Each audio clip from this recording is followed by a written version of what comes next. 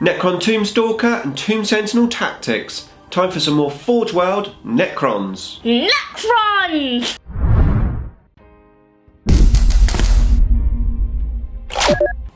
Nick speaking, and welcome to this video. Right, some more Forge World Necrons for you, and today we're going to talk about the Tomb Stalker and the Tomb Sentinel. Before that though, if you would like to keep up to date with the wonders of Warhammer 40k, then please give me a sub and hit the bell button so you don't miss an upload. Okay, so let's take a look at these two Forge World Centipede Necron models. First of all, we're going to look at the Tomb Stalker, so let's check out its stats. Okay, so the Tomb Stalker is an elite option. It moves 10 inches, it's got a weapon skill and a ballistic skill of 3+, it's strength 6 and toughness 7. It has 9 wounds and 6 attacks. It's leadership 10 and has a 3+ save. Its faction keywords are Necrons, Canoptek and Dynasty, and its keywords are Monster and Canoptek Tomb Stalker. Okay, so coming in at 165 points, this is a nice monstrous creature option for the Necron army. Now he has 9 wounds, and unlike a lot of monstrous creatures, this one doesn't take damage as it's reduced in wounds, which is really nice to see. Now weapon wise, he comes armed with a twin gauze slicer. This is a 24-inch gun. It's a rapid fire D3, strength 5 and -1 AP, and it does 1 point of damage. So the gun's got a decent range at 24 inches, a reasonable amount of shots, but it hasn't got huge killing power. Now he does have automation claws for close combat, which is strength 6, -2 AP and does D3 damage, and of course he has 6 attacks, so maybe this guy is probably better off in the assault.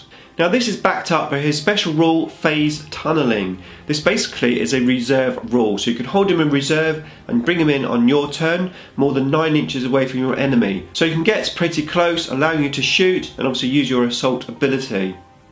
Now you can take a Gloom Prism on this guy for 5 points, and I think it's almost essential to do that, especially if you are going to be deep striking it close to your enemy. That could be really powerful for just 5 points. Now like most units that have a toughness 7, this guy can go down quite quickly. He's only got 9 wounds and there's no invulnerable save, so any high powered weapon with multiple damage and a decent AP can strip you of your wounds quite quickly. However, you do have living metal, so unless you're taking out in one turn, at least you have a chance of regaining some wounds as you go along. So the Tomb Stalker comes in at 170 points with that Gloom Prism, being able to get very close to your enemy. You've got a reasonable gun, and then you've got good assault capabilities, plus the anti-psychic defense. I think actually you could say that this unit is pretty cheap for the points, and I think it can make a fantastic distraction unit. Now it's fair to say he's not necessarily going to kill an awful lot, but he can certainly distract your enemy from your main phalanx at the back who are getting mission objectives. So I think it's definitely a unit to consider for your Necron army. Okay, so that is the Stalker. Let's have a look at the Tomb Sentinel. Okay, so the Tomb Sentinel, another centipede monstrous creature. Let's first of all have a look at its stats. Okay, so the Tomb Sentinel is a fast attack choice. He moves 10 inches. He's got a weapon skill and a ballistic skill of 3+. He's strength 6 and toughness 7 with 9 wounds. This guy has 4 attacks with leadership 10 and a 3+ save. His faction keywords are Necrons, Canoptek and Dynasty, and his keywords are Monster and Canoptek Tomb Sentinel. Okay, so coming in at 15 points more than the Tomb Stalker, this thing still has the automation claws, but it's only got 4 attacks. So even though he's a bit more expensive, he's not quite as good in close combat. However, he does have a different gun to the Stalker. Now the Tomb Sentinel is armed with an Exile Cannon. This is a 12-inch gun that has strength 10.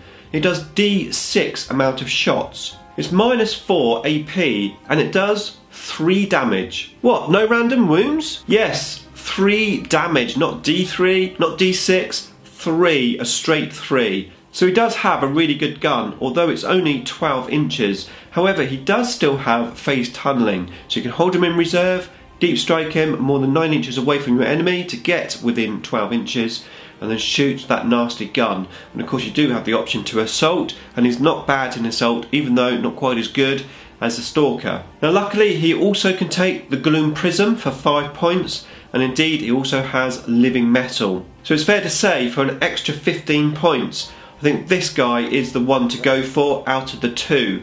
If you're strapped for points, I think the Stalker will do the job okay, but without shadow of a doubt, the Tomb Sentinel is the better option. After all, strength 10, d6 shots, -4 AP, and 3 damage. 3 damage! So as you can see, both of these units are very viable for the points. I do think the Sentinel is the better option for just a few points more, but I'd love to know what you think. Have you used these two models? How have you been getting on? And what is your favourite? If you'd like to put some comments below so we continue the discussion, that would be fantastic. And if you want to catch up on last week's video where we discussed the Gauls Pylon and Sentry Pylon, I'll link you up to that video just there. And of course, I will be back next Monday with another Forge World Necrons video. Beam me up!